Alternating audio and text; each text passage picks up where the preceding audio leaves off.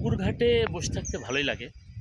বসে থাকতে থাকতে হঠাৎ করে ছোটোবেলার কিছু স্মৃতির কথা, কিছু গল্পের কথা, কিছু সত্য গল্পের কথা মনে পড়ে গেল। গল্পটা একটু শেয়ার না করলে পারলাম না, মনে হলো আপনাদের সাথে একটু শেয়ার করি। ছোটোবেলা হতো কি, যখন রাতে ঘুমাতে যেতাম তখন ঘুমাতাম, একটি কোলবালিশ থাকতো সাথে, এবং ঘুমাতে যেয়ে প্রায়ই স্বপ্নে দেখতাম যে আমি খোলা মাঠে দৌড়াচ্ছি বন্ধুবান্ধবের সাথে। হঠাৎ করে আমার পেশাব লেগে গেল, মানে মুতু লেগে গেল। তারপরে কি হলো, চেন খুলে মাঠেই পেশাব করে দিলাম। কিন্তু বাস্তবে কি হলো জানেন, ওই যে ঘুমিয়ে ঘুমিয়ে স্বপ্ন দেখছিলাম, মাঠে যখন পেশাব করে দিলাম, আসলে পেশাবটা মাঠে হলো না, মুতুটা আমার বিছানায় হয়ে গেল। আমার 2 পা গরম হয়ে গেল, প্যান্ট ভিজে গেল, কোলবালিশ ভিজে গেল। এই স্বপ্নটাকে খুব দারুণ মিস করি। ছোটোবেলায় এই স্বপ্নের অভিজ্ঞতা আমার মনে হয় অনেকেরই আছে।